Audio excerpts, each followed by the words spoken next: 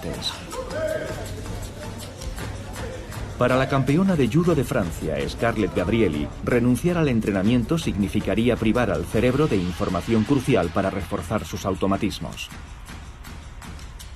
Sin embargo, el 7 de diciembre de 2014 en Tokio, durante su segundo combate del Grand Slam contra la argentina Paula Pareto, Scarlett se desplomó y permaneció inmóvil en el suelo. A causa del violento impacto se rompió los ligamentos del codo. La joven campeona se vio obligada a reducir considerablemente su programa de entrenamiento. Hace varios años, la vuelta al tatami habría sido larga y dolorosa, pero ahora los nuevos métodos permiten reducir ese tiempo. Me lesioné el codo a principios de diciembre, así que debía parar entre 2 y 2 meses y medio. Pero me dijeron que con la imagenología mental se podía volver bien, regresar como estabas antes sin perder la técnica o las sensaciones. Así que ahora trabajamos de una forma diferente, que me debería ayudar a recuperarme de la mejor forma posible.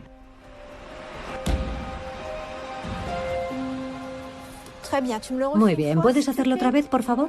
En el Instituto Nacional del Deporte de París, Claire Calmels es una de las primeras neurocientíficas que utiliza las técnicas de imagenología mental para la reeducación de los atletas lesionados. Te voy a pedir que hagas imagenología con la adversaria a la que te vas a enfrentar dentro de 15 días en el Campeonato del Mundo. Cuando estés lista, te doy la señal.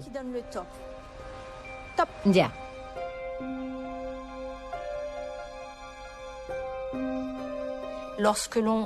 Cuando creamos una imagen mental, hay zonas del cerebro que se activan, que son generalmente las zonas motrices y que son las mismas que se activan cuando realizamos un movimiento. Los atletas lesionados podrán alimentar, por así decirlo, esa actividad motriz, esa representación motriz. Podemos decir, entre comillas, que al crear esa imagen se están entrenando para ejecutar el movimiento en la realidad. El trabajo de Claire Calmels se basa en uno de los principales descubrimientos de la neurociencia contemporánea.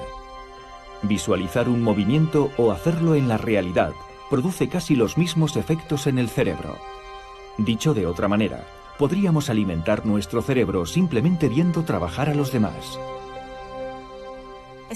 Imaginemos una situación extrema. Por ejemplo, soy una jugadora de tenis novata y veo todos los partidos de Roland Garros. Absolutamente todos. Ver simplemente los partidos de Federer o de Nadal, ¿me permitirá reproducir sus movimientos? No. Soy una principiante, así que no seré capaz de reproducir sus movimientos. Una lástima. Seguimos sin poder hacer deporte estando sentados ante el televisor. La ciencia no lo resuelve todo. Sin embargo, cuando realizamos un movimiento se activan las mismas neuronas que cuando vemos realizar ese movimiento a otra persona. Por eso los científicos llaman a estas neuronas neuronas espejo. Las neuronas espejo son un gran descubrimiento que realizó hace ya más de 20 años un equipo italiano de Parma y que se llevó a cabo con monos. Rizzolatti y su equipo se dieron cuenta de que cuando un mono iba a coger un cacahuete, había una neurona que se activaba mediante registros extracelulares unitarios. Y lo más increíble es que detectaron que cuando ese mono observaba a uno de sus congéneres coger un cacahuete o a un investigador coger un cacahuete, se activaba la misma neurona. Lo cual quiere decir que cuando los monos o los macacos ejecutan una acción, se produce una activación de una neurona que se encuentra en la corteza premotora ventral del mono. Para mí, el hecho de saber que cuando observo un acto motor y cuando lo ejecuto, un acto, por ejemplo, de las extremidades o de prensión, se activan las mismas zonas cerebrales, es un descubrimiento fantástico. La hipótesis de las neuronas espejo es particularmente fructífera en el deporte de alto nivel. El que exista un sistema de observación de la acción en el cerebro humano no permite solo visualizar nuevos métodos de entrenamiento. Revela por qué los grandes campeones son capaces de adoptar las estrategias de sus adversarios y adaptarse a ellas muy rápido.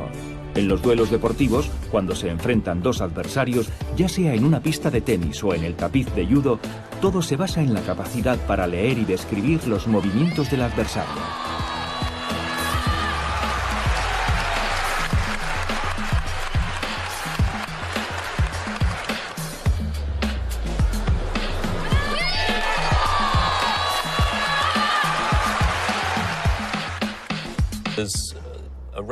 Hay una serie de deportes en los que ser capaz de percibir diferencias sutiles en las acciones de los adversarios es fundamental. Son los deportes de reacción rápida, como los de raqueta, el bádminton, el tenis, en los que es necesario saber leer las señales, los cambios sutiles. En el bádminton te dicen si el volante va hacia la izquierda o hacia la derecha, así que lo esencial es leer los movimientos del adversario en el momento en que golpea la pelota. En el fútbol es parecido. Escrutamos los movimientos de los jugadores. ¿Va a ir a la derecha o a la izquierda? Y eso antes de tocar el balón. Realizar los movimientos perfectos no es suficiente. Hay que ser capaz de engañar, de frustrar las artimañas del adversario y todo en una fracción de segundo. Es ese juego constante entre defensores y atacantes lo que convierte a los partidos de fútbol en un inmenso campo de expresión de las neuronas espejo y en un fantástico territorio de investigación para los neurocientíficos. El fútbol es un ejemplo clásico. Cuando un jugador viene hacia ti, puede bascular hacia la izquierda, hacia la derecha o pasar rápido. Y si es Cristiano Ronaldo, hará esto 3 o 4 veces antes de regatear. Así que hay toda una serie de movimientos que debes percibir y analizar. Los jugadores de alto nivel interpretan los gestos más sutiles de sus adversarios y responden en consecuencia. Cuando perciben algo, es como si lo sintieran en sus propios músculos. La percepción del movimiento se inscribe en la región motriz de su cerebro. Para entender cómo los mejores futbolistas consiguen anticipar las acciones de sus adversarios, Robin Jackson y sus colegas de la Universidad Brunel realizaron un escáner a un equipo de futbolistas profesionales y posteriormente los sometieron a una prueba denominada test de oclusión temporal. La idea es muy sencilla. En la pantalla, un delantero se dispone a chutar un balón, pero la imagen se detiene justo antes de que golpee la pelota. El jugador debe adivinar si el balón irá hacia la derecha o hacia la izquierda. Era la primera vez que el sistema de neuronas espejo era considerado como el origen de nuestra capacidad de anticipación. Conversando un día con Robin Jackson, me habló de sus trabajos sobre la anticipación y la predicción, lo que llamamos la oclusión temporal. Una tarea que consiste en ser capaz de predecir los movimientos de otra persona para reaccionar después en consecuencia. Yo le dije, sería un experimento fantástico para probar en un escáner, y efectivamente vimos que el cerebro mostraba una actividad muy intensa. Era algo que hacía trabajar al cerebro y me impresionó mucho porque pensé, tal vez estamos ante una de las tareas importantes para las que está diseñado nuestro cerebro. Podemos identificar con mucha precisión el momento en el que ocurre algo importante en el cerebro.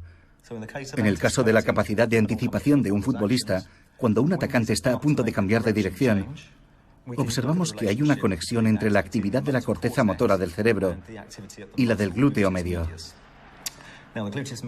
Este es el músculo que separa la pierna de la línea media del cuerpo y es muy activo cuando nos apoyamos para cambiar de dirección, como cuando un delantero encara a un defensor. Cuando un delantero trata de engañar al portero, el movimiento de su cadera puede traicionarle. Es una de las pistas más sutiles que predice un cambio repentino de dirección y que solo los mejores futbolistas son capaces de detectar. Si descifran la señal a tiempo, tienen unos milisegundos para adaptarse a ella y suspender su movimiento reflejo. El jugador suspende su reacción durante una fracción de segundo antes de tomar una decisión, para que ésta sea lo más precisa posible.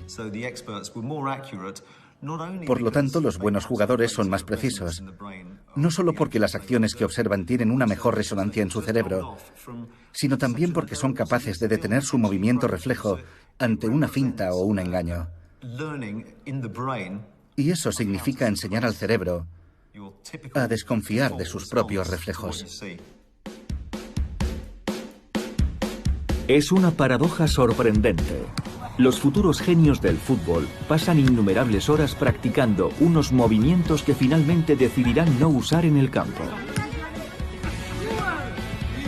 Esa capacidad de frenar la respuesta refleja, o por el contrario, de dejar que se exprese libremente según el contexto, es en realidad uno de los atributos más sofisticados de las neuronas espejo. Y es precisamente lo que admiramos en el juego sutil y creativo de los mejores jugadores de la historia. Zidane, que para mí es uno de los mejores jugadores de la historia del fútbol, hacía que todo pareciese fácil y simple. Buscaba la calidad y la perfección en sus gestos y en sus movimientos. Los tenía automatizados. Era algo inherente en él. Y en eso consiste el deporte de alto nivel, en la capacidad de comprender las diferentes situaciones y adaptarse a ellas.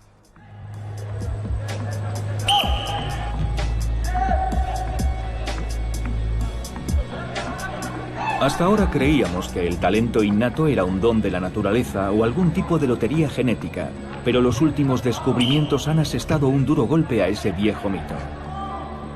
La capacidad de adaptación ultra rápida se puede entrenar como cualquier otra habilidad deportiva. Ahora parece obvio que el aspecto mental es primordial en el deporte. El cerebro, igual que el cuerpo, debe estar bien entrenado, pero se trata de un aspecto relativamente nuevo. Me recuerda a cuando comenzamos a abordar la preparación física. Ahora es otra forma de preparación que va más allá de lo mental. Trabajamos con la mente cognitiva, con la asimilación de información y con la inteligencia.